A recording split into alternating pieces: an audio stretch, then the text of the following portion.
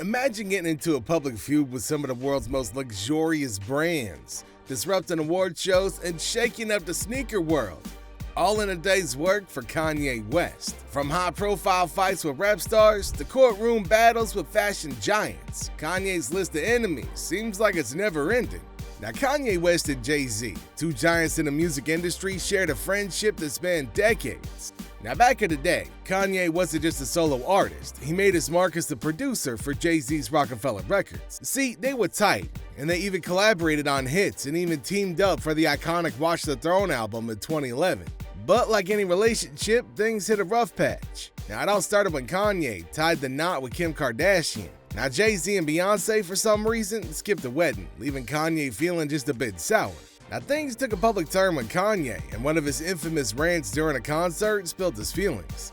Now, he talked about how Jay-Z hadn't called him after Kim's robbery in Paris, and their kids had never hung out together. I mean, that just sounds painful AF, right?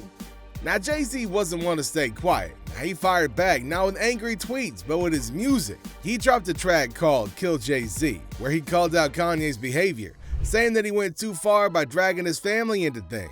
Now, that's when things got really tense, which brings us to another enemy of Kanye, which is not a person, but an entire freaking brand. Nike and Kanye teamed up for some seriously hyped shoe releases, like the Air Yeezy and the Air Yeezy 2.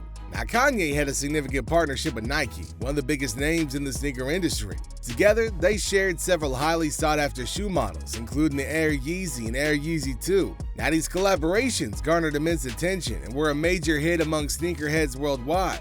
But here's the thing. Kanye's relationship with Nike hit a bit of a rough patch due to disagreements over royalties. Now, Kanye felt like he wasn't receiving fair compensation for his contributions to the shoe designs. Now, Nike's stance was that they typically paid royalties to professional athletes. Since Kanye wasn't one of them, they didn't owe him any royalties at all. Feeling undervalued and frustrated, Kanye decided to part ways with Nike and seek a new partnership. Now, he found a new home over at Adidas, where he was offered more creative freedom and better compensation for his work. Now, this move marked a significant shift in the sneaker industry landscape and intensified the rivalry between Nike and Adidas. Kanye's collaboration with Adidas resulted in the creation of the Yeezy brand, which quickly became a phenomenon in the sneaker world. The Yeezy Boost line in particular gained widespread popularity and became synonymous with Kanye's signature style. And then comes his next enemy, Wiz Khalifa. Kanye announced that he was changing the title of his upcoming album from Swish to Waves. No big deal, right? Well, Wiz Khalifa didn't quite see it that way. Now, he thought Kanye was biting off rapper Max B's style, who coined the term wavy. Now, Wiz took to Twitter to air his thoughts, suggesting Kanye was jumping on the wavy bandwagon. Now, Kanye, being Kanye, misinterpreted one of Wiz's tweets. Now, Wiz mentioned KK, which was actually about a strain of marijuana called Khalifa Kush. But Kanye, thinking Wiz was talking about his wife Kim Kardashian, went on a Twitter rampage. Now, he called out Wiz for everything, from his music to his relationship with Amber Rose, Kanye's ex. Now, that fallout was swift and intense. Fans was glued to their screens as Kanye and Wiz exchanged blows on Twitter. Insults were hurled, memes were made, and the whole internet seemed to be buzzing with drama. But just when it seemed like things couldn't get any crazier, they took a surprising turn.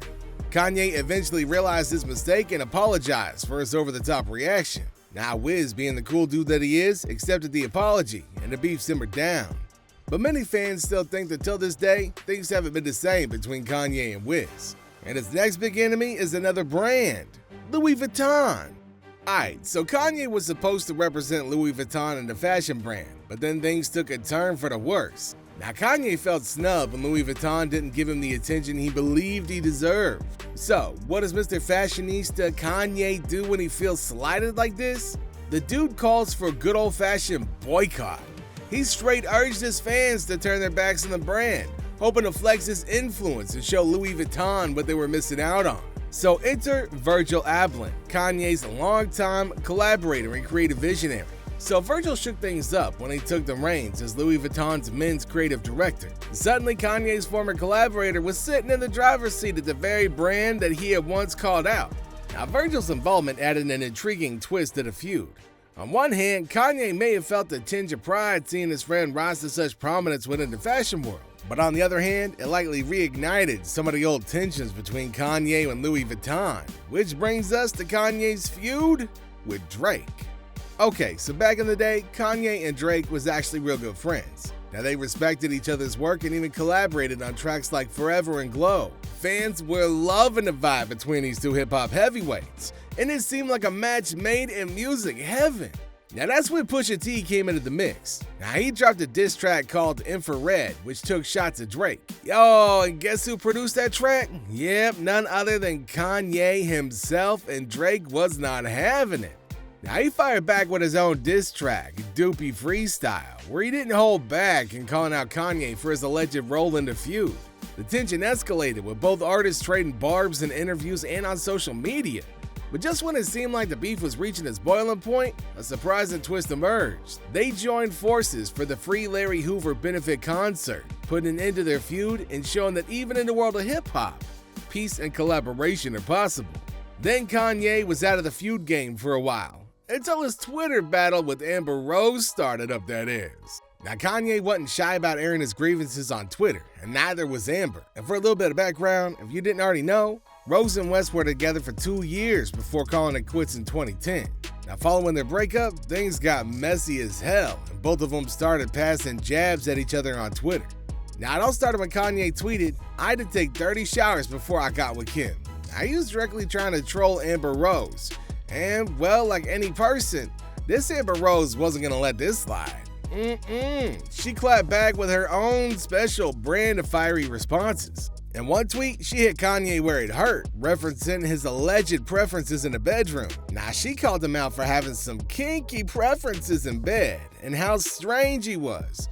And following that, there have been rumors that Kanye's been telling people that Amber only dated him for his money and to get some fame, and that she would be nothing if it wasn't for him.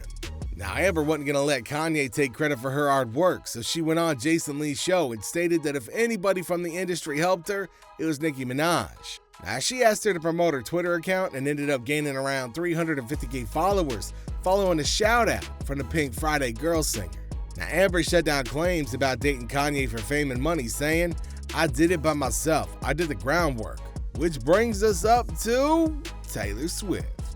Now, which y'all remember the 2009 VMA Awards? Now, Taylor Swift wins the award for Best Female Video, and she's up on stage, basking in the glow of her victory. But before she can even finish her acceptance speech, Kanye West storms the stage, grabs the mic, and declares that Beyonce had one of the best videos of all time. Now, just imagine if you were Taylor Swift. How pissed off would you be? Now, the fallout from that incident was massive.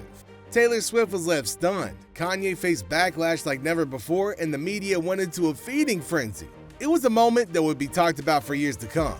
Now fast forward to 2016, and Kanye drops a track called Famous, where he raps about Taylor, claiming he made her famous and that they might still have sex. Then, just when you thought things couldn't get any messier, a leaked phone call between Kanye and Taylor surfaced, reigniting the feud. Now in the call, Kanye discusses the controversial lyrics with Taylor, but the full context of the conversation is up for debate. Now the fallout from their feud had a lasting impact on both Kanye and Taylor's careers. For Taylor, it fueled her narrative of being a victim of industry sexism and bullying, making her one of Kanye's biggest enemies. And for Kanye, his reputational damage was intense. Which brings us to a wrap for today. So what y'all think about all this, man? Let me know in the comment section down below. Don't forget to hit that like button and subscribe to the channel and stay updated for more videos.